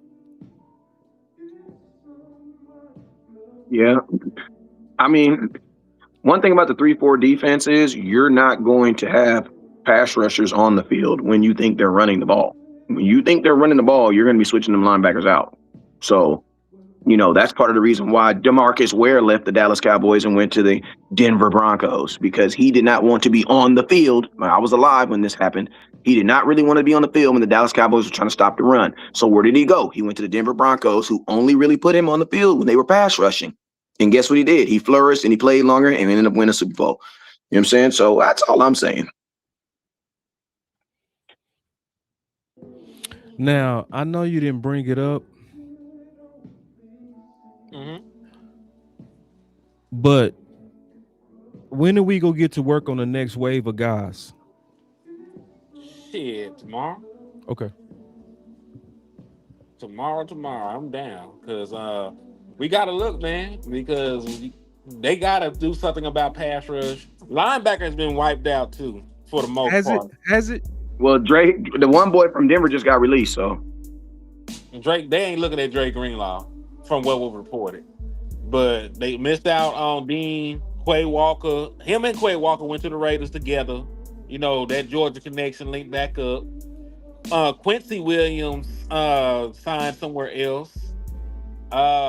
Bush signed somewhere else. Oh, he did. Yeah. Damn. A lot of the linebackers that we were high on are leaving the board already. Now they floated some names. If they are actually in the market to trade for Jordan Brooks, I would like the acquisition. I like the Jordan Brooks a lot. I gotta check the tape to make sure you ain't wake up sorry. But I like Jordan Brooks. Another name that they floated out was Patrick Queen. I don't know if he's just a name no more, because I was hearing bad things about Patrick Queen. I ain't went and checked the Carfax. So, they're floating names of trade candidates, and I know the Dallas Cowboys love to trade for people. So we'll see what they actually do about linebackers. But a lot of the guys on the open market that you have to compete for and haggle with, they're gone. Yeah, Quincy went to the Browns. You're correct. He went to the Browns. I mean, and also, you might want, also think about, the Cowboys got 2 first-round picks in this draft, so, maybe, also you may want to draft a guy who can also translate what you want to do with this, what you're gonna, I think what you're gonna do with that late pick. I don't see the Dallas Cowboys investing a early first-round pick into a defensive player. I just don't. And honestly, with their history, I don't even want them to, because I don't see the Cowboys getting a Micah Parsons style player in this draft outside of the Downs kid. And if he ends up being exactly who we say he's going to be, he's going to be here 4 years, and then we're going to trade him, and we're going to be right back in the situation that we're in right now. You know what I'm saying? So, give me a defensive player in the later first round, because then maybe if he becomes what we want him to be, he'll actually still be on the team. You know what I'm saying? I feel it. Or trade the pick, man. Go get an established player like this. If you see it, like if you want a defensive player and you're willing to draft one, you should have that. You should be okay with trading that same pick for an established one. At the end of the day, it's the same thing, but you're actually getting a little bit better. Why? Because you're getting guaranteed experience. You're getting someone that can actually do it in the NFL. So, I wouldn't, if you're okay with, drafting. I think what we got, pick 22. 20. We got pick 20. We got pick 20. What y'all giving up for Tibbs, though? Huh? What y'all giving up for Thibodeau? A second? We don't have one. We don't got one. We don't have next year's. We don't got that either. Yes, we do. We got next year's second. We got that for Quinn, didn't we? No, we gave this one for Quinn. Oh. And I don't think the Giants want that. I think the Giants will talk about a 4th round pick. Last time I checked, they might try to hold us, but they will talk about a 4th round pick last time. I think they're gonna try to hold us, but if they don't, I give them a second, third, yeah. And and it makes sense to be even a 4th round pick because he on his 5th year. Yep. We paying for 1 year, bro. That's a very short rental. So nah, but man, I mean, what did we get for what did we give up for George Pickens? A third? A third. Yeah, I'm not giving up no 2nd round pick for him then. And then the Giants better not even ask for one. That dude got a big old knee, he got a knee brace on his arm. No, I ain't trying to hear that. Wes. Huh? The dude dope, bro. Like, Oh, I know real. I know he's dope. I know he's dope, And but we need it, bro. Like, fuck them. but we picks. don't have it. So We don't care we're about either the talking about a picks, first like- round pick or a third. No. That's what I'm saying. Next year's second. Next year's second, bro. I don't think the Giants are going to be interested in anything next year because they have a young quarterback and they got, you know what I'm saying, that they're trying to make moves with thugs. No, I'm just saying what I'd be willing to offer. I don't think that gets it done. I don't think next year's second round pick would get it done this year, especially on a guy that they. And if I think the Giants would definitely want something in this draft because the Giants should. If you're the New York Giants, you have to feel. Listen to me. When I say this, I'm speaking as if I was a New York Giants fan. Okay. If you're the New York Giants, you would have to think this is your year. This is your opportunity to make a move. The Dallas Cowboys are coming off of back-to-back no playoffs. Philadelphia Eagles are exactly who we thought they were. The Commanders are exactly who we thought they were. Like, come on, man. Like, if you're the New York Giants, you have to feel like we have the most electrifying team in our division right now. Like, if you're the Giants, at the same time, to me, that's why you got to be aggressive with him. Like, because like whenever we try to play it fair, we lose. So it's like if you want to win, you got to get them something they can't say no to. Because that's what we did to the Raiders. Like when we got Amari, the Raiders said they were shocked we offered a one because he didn't look 2 years still left on his contract though. Yeah, but I'm still saying they didn't expect a one, but it was so good they couldn't say no to it because we was in a bidding war for Amari, but we won it because we offered the most. And at that time, we was doing content together, me and you. And you remember that they basically felt like we got fleeced because his numbers was bad, his production was bad, like Thibodeau, but he had a high upside like Thibodeau, you know? So with the way that Parker needed to really get his defense to go off, and he would be a true lead dog. Listen to me, boss. If they'll take next year's second round pick, I'm all for it. I would definitely do it. But I just feel like I would rather give them this year's third versus next year's second. I agree. We ain't got a third. We don't have a third round pick. Then why are we even going to the draft? Like, what is we doing? We got two first, nigga. I know. That's why I'm saying we're gonna be there for day one, and then we going home. What are you talking about? Exactly. We might move down, bro. We might. I love it because that means I only got to do draft content for one day. I love the Cowboys when they do stuff like that. We gonna move down on one of them, bro. Almost. But they might move. They might move down, but not even lead the second. Hey, what team? What is if there like a team? Seattle want to move up or something? Because they is there a team that has two? Is there a team that has 2 second round picks this year? Shit, I don't know. That's a good question. Because if there's a team with 2 second round picks, give me your 2 second round picks and something next year, and I might give you that 20, that pick 20. Keep it real. Because then I get 3 top 100 players versus. Because bro, you're gonna get 2 first round picks and you don't see me to day 3. And the Dallas Cowboys have been working their music with them second round picks. So for pick 20, I'm selling it right now. I need 2 second round picks. I need a third. I need some Bluebell ice cream, and I need some number 2 from Chickadilly. What's up on Green? They Green? don't know about Chickadilly. What's up on Green? Well, they gonna know because I'm gonna need that for that first round pick. They need to Google. What up on who? Grenard? Greenlaw. He just got released. Body different. Landlord nigga body different. That man always hurt. That's my Arkansas boy. You know, he played with the Razorbacks. He fucked up. He can't stay healthy. So because he heard. Well, then give him a contract that's Get him a conducive to that. thermometer. You know what I'm saying? A 1 or 2. Yeah, give him a 1-year deal. That listen, we didn't got kicked out of way more better establishments. You know what I mean? Like we didn't took chances on way worse of situations. So I mean, if the only thing I got to worry about is you staying healthy, I'll be okay with that. Like as long as you, and I like that you said that because versus you saying, oh, his production ain't good. So I'll because everybody gonna have a little something when they wake up. You know what I'm saying? You just give them a contract of that being conducive of the fact that, hey man, you got to show me that you can stay healthy, and then hey, then maybe we can do something. Now listen, I understand that, but do you remember he tore his ACL running onto the field in the Super Bowl? Yeah, I remember Orlando Standrick tore his ACL playing around, walking on the field at training camp too. So I've seen stranger things. I've literally he was goofing around and was literally walking down the little ramp and tore his ACL. So I've seen, unfortunately, I've seen. I mean, and then listen to me. A lot of these guys that are available, they're available because of something. Like, you know what I mean? Like they're available. Have you ever seen a pretty? You that's just what it is. Like they're if she wasn't available. Like if Jay-Z, if you wake up and you hear Jay-Z just divorced Beyonce, yeah, you should be like, dang, Beyonce, she's so pretty. But at the back of your mind, you should be like, what did she do?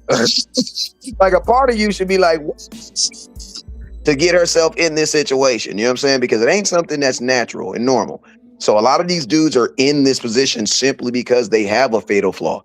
We just got to make sure that we don't overpay past that fatal flaw and keep that in mind. That's part of the reason why I don't want Trey Henderson. Listen to me. I like him, but let somebody else take a chance on him for a year, then double back. You know what I'm saying? But I'm not paying you for something that I want you to be. Because if that's the case, I got to give that respect to everybody. What did the price come down then? How old is he? 31. Okay, no. If the price is not gonna come down, because if the price came down, he'd be a Cincinnati Bengal. Shit, you don't want to play that no more. Yeah, he do. He just don't want he do. He do. He just don't want that. He don't want what they offering. He definitely want to pay. If they gave him the money that he want, he would have no problem playing there. But this the thing though, the league might decide he ain't worth that. If nobody give him what he wants, he not gonna just not play football again. That's right. Yeah, so that's when and guess what? That's what the Cincinnati Bengals is hoping. The Cincinnati Bengals is hoping that the NFL sets the market on him because they feel that he's overcompensating himself, which you should. You know what I'm saying? You always gonna bet on yourself and want the max, but they're hoping that the league and the free agency convince him that you're not worth it. Okay? That you're not worth it. But you can come on back here and we'll give you a hometown discount and blase. You know what I mean? Whereas in like if he go to Dallas, what leverage do you have to even ask him to take less money? You know what I mean? Like You get to play by Quentin Williams and extend your career by two. Right, you know, and he man at the type of money he asking for, he don't care about that. At the type of money he asking for, he believes he is the dude. He is ain't the no reason. state tax. You get all these national primetime games. We can up Get your a Jew endorsement lawyer. money. Get a Jew lawyer. You'll be fine on the taxes.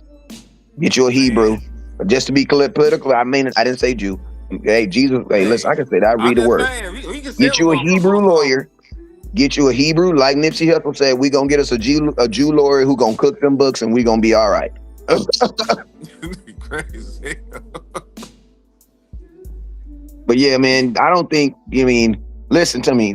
When you're trying to use the fact that taxes is lower on a team on a player, that means what? That means he really don't want to come here. You know what I'm saying? Because people that really want to come here. You asked me why he would want to come here.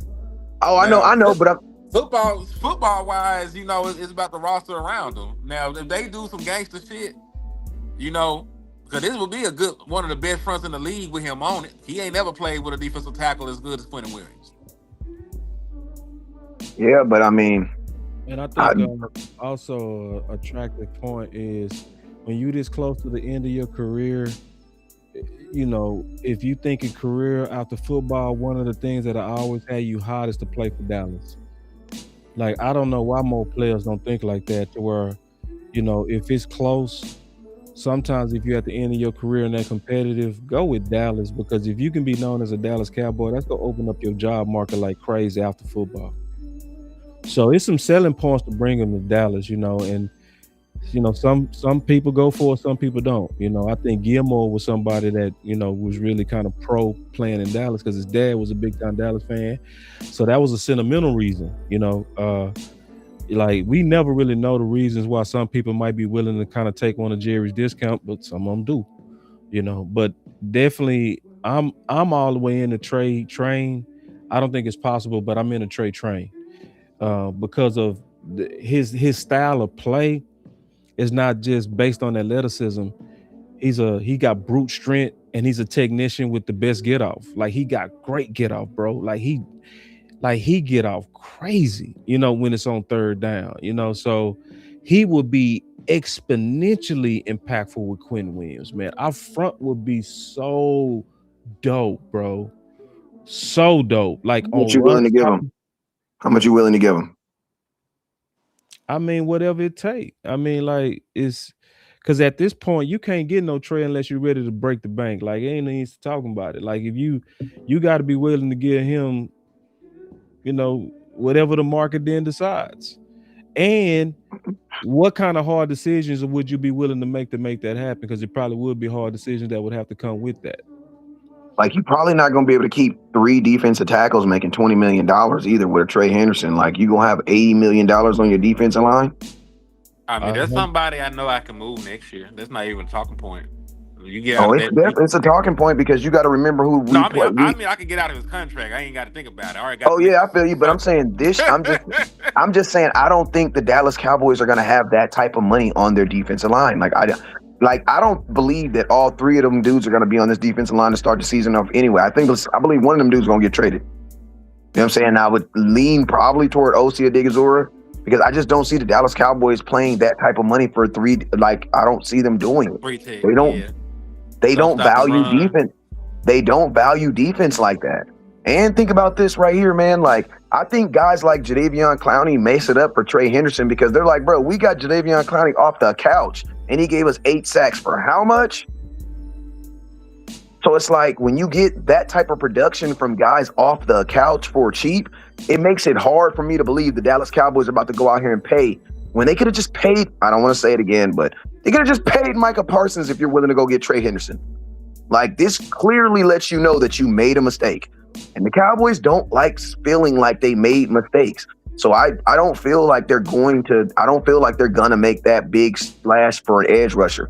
I don't believe so. Because if that was the case, they would have kept Micah Parsons. Because he's not gonna want no $40 million. He's not even gonna be able to ask for that. But bro, he's gonna want at least 25 to 30, at least 25. And for 31 years old, I don't see the Cowboys doing that. Real quick, salute to Ricky King with the super chat, man. He said, "Can I talk y'all getting Rico Dow back up, solve red zone issues?" He a Pittsburgh. I thought he was in Pittsburgh. I thought he was in Pittsburgh. He is. He just didn't know. He didn't know that happened already. But yeah, Mike McCarthy said, "Hell no, I want that boy right there." He said, "Bring your little ass back on over here." Got him a nice job. Yeah. Well, think about this with the Gus going to a 3-4. That means you need a real nose tackle. You need a real nose tackle.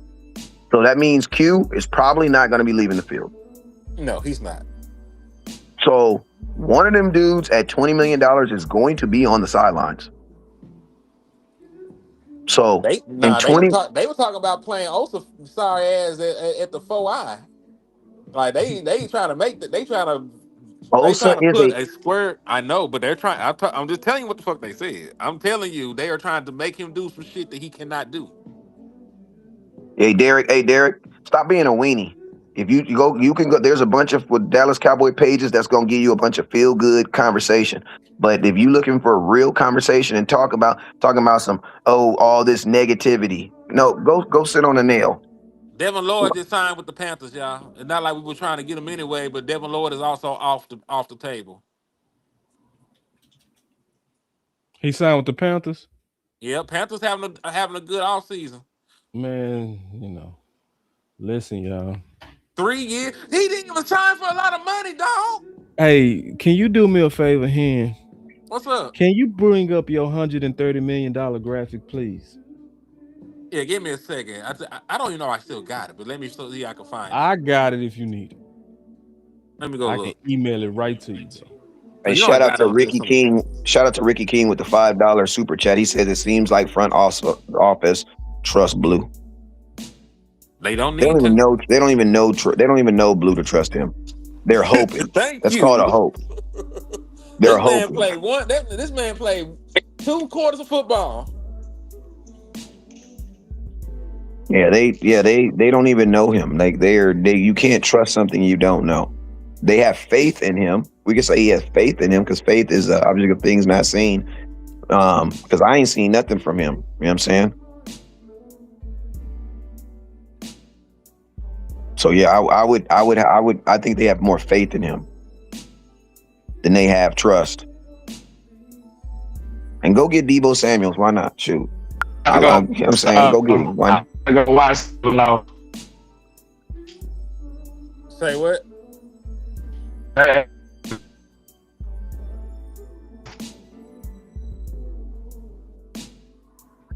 right, boss, send it to me. I'm sending it now, brother. Landlord, you sound like a robot, man. Nobody understand anything you're saying. Not even a word, bro. It's the worst I've ever heard it. Hey, you know the Dallas Cowboys need to sign. You know the Dallas Cowboys need to sign in free agency. You know the Dallas Cowboys need to sign in free agency. How about number 3? Like, all these other dudes sound good, but how about you go sign the wide receiver who was leading the NFL in almost every category last year? Like, go sign the guy that made you forget that 88 was even on the field at times. That's the most important thing you said, period. Like all this, man, go sign that dude. And see, this is the problem that a lot of people are not discussing right now. That tag that's sitting on Pickens is actually literally preventing us from being able to be aggressive right now. Facts, because it's $27 million tied up. It's tied up, bro. Well, this is the thing. He hasn't signed a tag, so it's not accounting for anything right now. It's not accounting for anything, but in the Cowboys' mind, it is. Like, it's not mathematically, equationally wise, because he hasn't signed it, but in the Cowboys' mind, it's still preventing them from doing stuff because they don't know. And to be honest with you, it's crazy. The guy that we should be pushing that they sign now. Like, for real. It's like, bro, like, you're bullshitting us. Like that was the most important damn thing that's anybody said. Like, for real, bro. We can't really get loose with 27 tied up into one guy, bro. Guaranteed, too. That means they're going to cut the check. The check is cut. It's gone. Spilled milk. You're not getting it back. And I'm going to tell you, people be like, Dak Prescott played on a franchise tag. Yeah, and he got hurt. He played 5 games. What is you talking about? It's like, why didn't you learn from that? Go look at the success of the players that we've franchised. Dalton Schultz, what did he do for you on a franchise tag? Like, come on, bro. Like, all these hopes, franchise tags to players is not a good thing. And all it tells me is I don't trust you. Yeah, man. It's indecisive. And you don't even see the better teams really doing that. Like, Philly don't be doing that. But then we be trying to say, hey, man, let's just be like Philly. They know how to free up money. But when it's time to be like Philly, we don't pressure our Cowboys to be like Philly. We should be like, you didn't send me the graphic, dog. You sent I'm me, doing it right now. I'm literally looking for it. Yeah, you sent me something different. I did. I'm being goofy. But why you send that? But yeah, it's like, it makes, like, there's no reason that, like, and I'm gonna tell y'all this right here. If I'm a person that's like, why, if I'm George Pickens, I'm like, and any free agent, like, bro, how can you not sign? How can you not be when you traded for him, you knew that he was either going to produce or he was not. If he didn't produce, he was not going to be here. So then how can you then treat him like he did not produce? Like, the conversations when you had with him were, hey, if you come in here, do this X and O's, blase, we're going to take care of you. But the Cowboys did the exact same thing they do with everybody. They say, hey, can you wait another year? Well, guess what? This doesn't benefit the Dallas Cowboys. It don't benefit George Pickens. Like, it don't. Like, and like, players playing on, and then my thing is this. If I'm George Pickens and I only have a 1-year deal, no matter how, like, you're tapping into the, he was the model citizen, man. He was the model citizen, and he exploded on the field. What more can he actually do? I don't see him being able to actually do more things. And if he does more than what he did last year, you know what you did? You literally just took advantage of him. So why would I come back? Like, the Cowboys make you not want to play for them. Like, they're the only organization that literally makes players not want to play for them. What's up with you, JV? He says players around the NFL seem to be moving like they are avoiding the Dallas Cowboys. You want to know why? Because they know that there's no secret sauce to how to get paid. Like, I'm pretty sure if Trey Henderson didn't have the injury report that he has, I'm pretty sure Cincinnati Bengals would have no problem signing him. I got it up now, boss. Okay. So if we go down this list, Basically, 2/3 of this has already been triggered, right? Dak restructured, CD restructured, Tyler Smith restructured. The stuff that's left is gonna take negotiation pretty much. Correct. You got that Because they super chat still up. gotta work out. They still gotta work out an extension with Quentin Williams and You Kenny got that Clark. super chat in front of it. I ain't mean to Oh, my cut you. bad. Let You me good. read it real quick. Weeble had hit you and said landlord got that 1G Wi-Fi antenna with the Reynolds wrap around it. That's an antenna. That's called an antenna. That ain't Wi-Fi. That's an antenna. Hey, Yeah. So and let's see. hey, Real quick. what I love seeing is like all these new people that are to the Cowboys content creators, because you can literally tell how long someone's been doing content when they be trying to say, oh, the Cowboys just freed up $131 million. That means they about to do something big. Yeah, Jerry Jones is gonna go swimming in it. What is you talking about? They do this every year. Like they restructure money every single year. And every single year, what do we do with it? It sits in the bank. So to the point that we were going to make about the rest of the money that they need to clear, like you said, like folks don't understand. You don't actually have to negotiate for restructures. When restructures happen, it's already built into the contract. Now, what Terrence Steele got was not a restructure. He actually took a pay cut. Yeah, They had to negotiate with his agent and everything, so it right. wasn't an actual restructure. Because a restructure would have only saved us $8 million. They worked it out to where they saved $13 million this year. Right. So that actually happened with Terrence Steele. Same thing is probably going on with Quentin Williams. They want to give Quentin Williams an extension so they can knock his cap price down. They already talked about having to touch his money. But because the nose tackle market just got reset, they're going to have to go back to the drawing board because whatever they offered him would not be enough. Because Mm-hmm. nobody around the league thinks that Jordan Davis is a better player than Quentin Williams. So Quentin Williams is going to want to be paid like the best nose tackle or a respectable amount. So they have to put a hold on that shit, and that's probably why they ended up working out what they did with Terrence Steele contract. Yeah. Yeah, so like, and this is where we gotta really honestly zero in on Pickens to West Coast point, because everything left pretty much is negotiated. So if we trying to get them to be aggressive, we gotta see that all the triggers was pulled, and then push them to pull the rest. Because if they don't pull the rest, we gonna be in a holding pattern on this free agency on talent. And that's just real talk. And they go backdoor us into the draft. And then they gonna be talking about after that we go after the second wave of free agents. We know the game. Like, we know the game. We hear the shit every year. You know what I'm saying? So it's one of those things to where like West Coast really did hit it on the head, because you gotta negotiate with Quentin, Kenny Clark, do something about Osa or Pickens. And that's just for a few more dudes. Yeah. Yeah. We can't listen. The offense was what it was last year, and we still won. How many games? Exactly. So, 7. Exactly. So you're not convincing me that George Pickens off this team helps us get better anyway. So I don't believe it. I think now this offense is low key dependent on him. You know what I'm saying? So I'm not saying that CeeDee Lamb is not that guy, but I'm just saying that's just the way the NFL is. We want to throw at $60 million, Dak is going to throw the ball 40 times a game. He going to. That's just what it is. Like, Dak is going to be the focal point of this offense. And that's okay, because Dak is that good. He's good enough to do that. You know what I'm saying? I have a quarterback that can do it and can do it successfully. So since we're going to do it, we need 88 and 3. We need 88 on one side and we need 3 on the other side. Go sign George Pickens. Give him a contract. And then the crazy thing about, I'm gonna tell you, part of the reason why they ain't seeing it selling George right now too is because it allows them to have an excuse that they don't have all the money to do what they're supposed to be doing. Exactly, bro. Like, And it's literally a that's built-in exactly what you excuse. said. A built-in excuse, bro. And that's what. And this is why. I mean, I'm gonna just say it like this: we tolerate BS from our front office.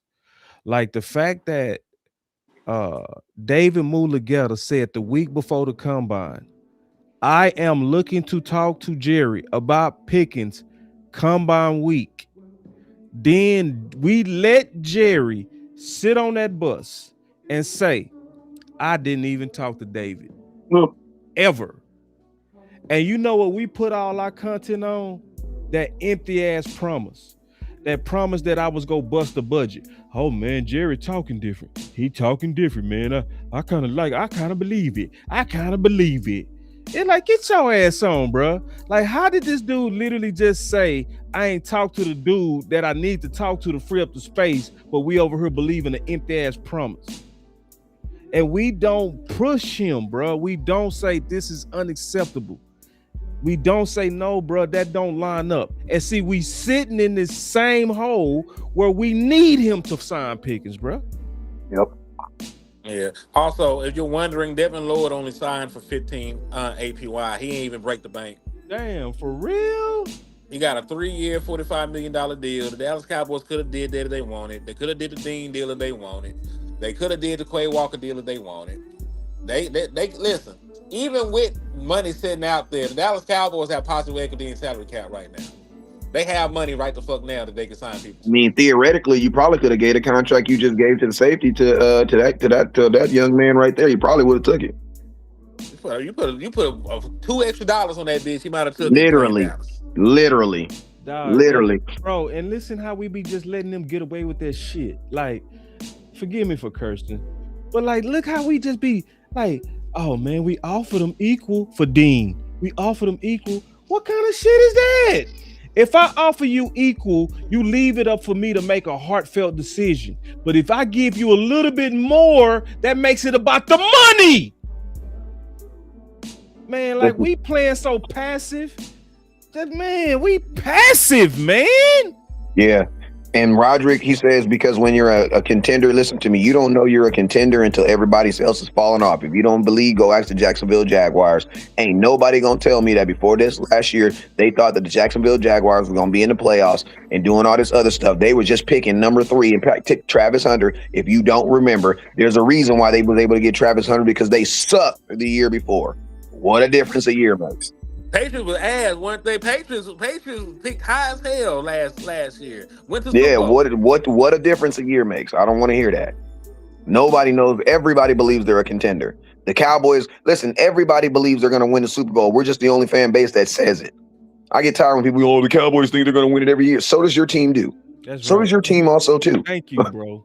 We're just the only ones that say it out loud. Yeah, and we're not the only ones that say it out loud. We get punished for saying it out loud. People be like, the Cowboys, I'm realistic. You know, there's just years. You're not realistic. If you're listen to me. If you're realistic, you're not a fan, because the word fan means fanatic.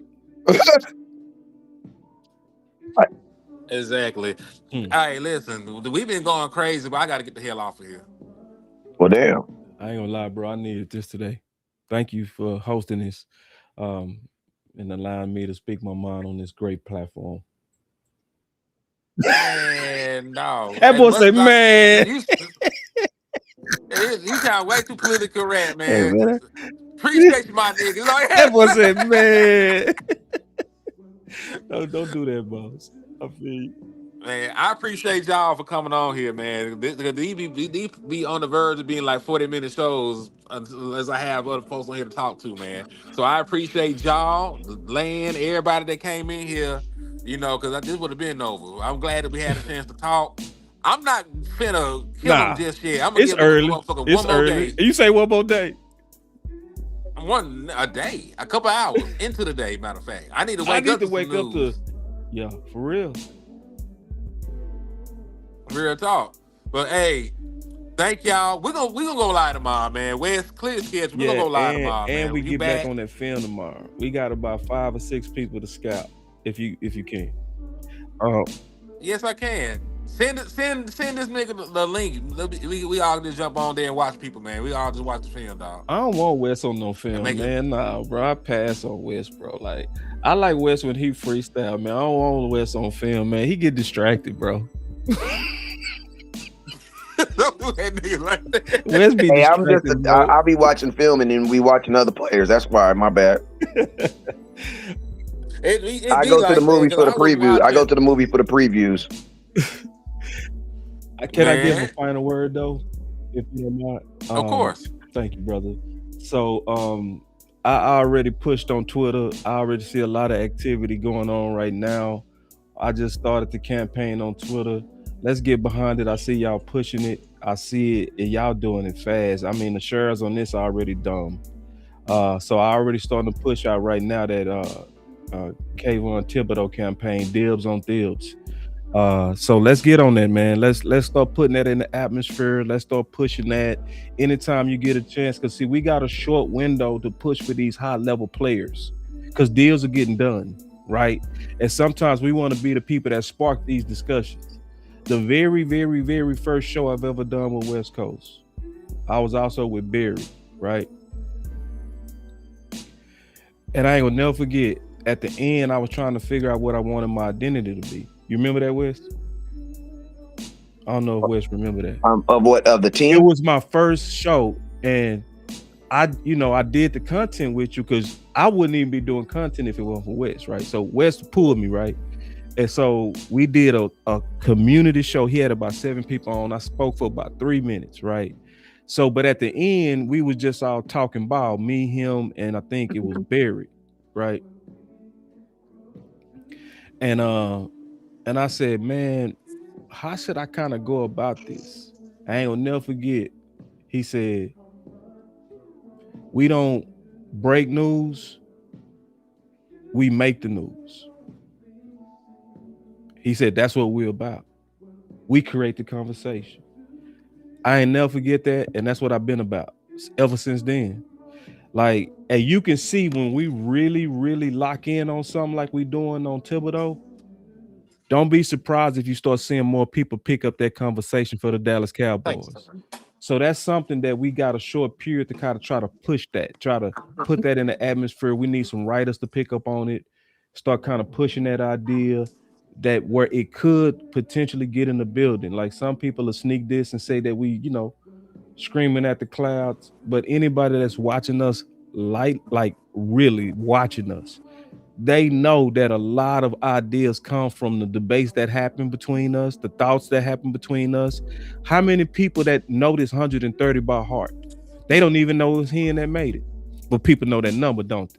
You can pick somebody out the crowd, and they'll say the Dallas Cowboys can create $131 million. Y'all don't even know it was him that did all that work. You know what I'm saying? They don't know he the one that put that out there where now thousands of people know that number. Thousands. And that's real talk. So let's get to work, y'all. This is our team. This ain't just Jerry and them team. This is our team. We share the team with Jerry.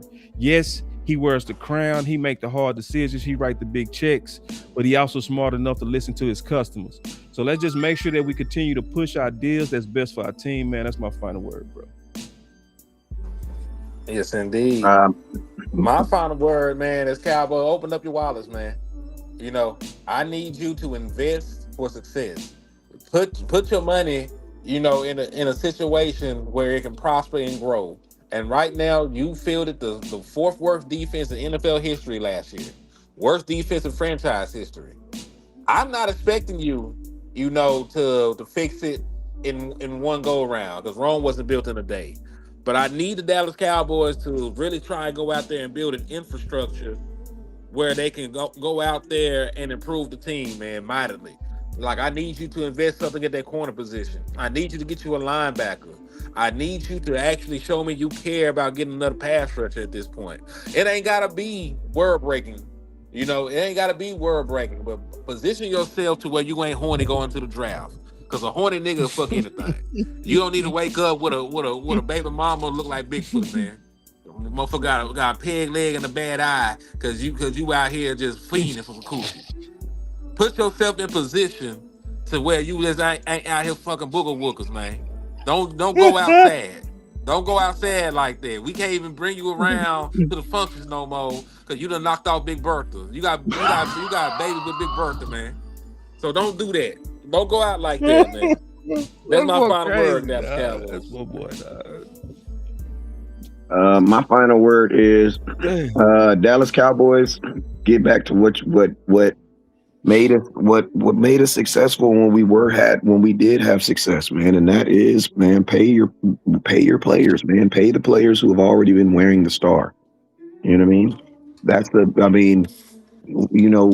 If we don't play players that already have the star on our helmet, and adding more players is only going to be compounding on what you already have, a problem. You know what I mean? So you are a team that has not been in the playoffs. We are not a good team right now.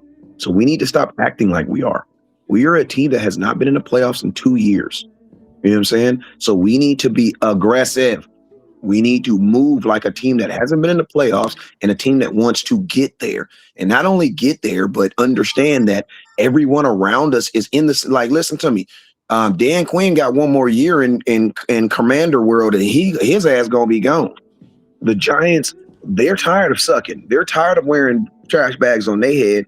They got Dart coming back. They got the running back boy coming back. They got the wide receiver coming back next year. The Giants are loading up. And I even told them this year, the Giants are going to be better than what people expect them to be this year because guys are going to be more mature and ready to play with each other.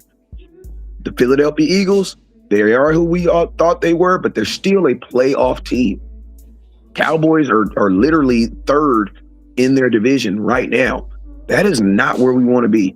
And not signing George Pickens is not going to help you. So, Cowboy, and I'm going to tell you this right here. Him playing on, if I'm George Pickens, bro, listen to me. George Pickens, if he don't come to off season, I don't even know if it's going to be worth trying to even get him to play on the franchise tag. God dang, I seen how that boy was here. Listen, he had a black coach in Pittsburgh, and he got tired of him. You know what I'm saying? I know they not going to have that same grace as they have for him in Pittsburgh, in Dallas. Why? Because we blow everything out of context. And that's why I love that George Pickens ain't said nothing. He ain't said nothing positive. He ain't said nothing negative. Why? He said they aren't third. Then where do you rank the Dallas Cowboys in the division? Where do you rank the Cowboys in the division right now? Shit. Like, I mean, if you're not a Cowboy fan, where do you rank them in the division right now? We were second last year, so Cowboy Nation. I mean, let's get past free agency first. Let's get past the draft. Like, it's premature because a lot of our teams are being broken up right now. So it's kind of, you know what I mean? To you know, I would say us because we still got our offense together and we already made some pieces on our defense to improve.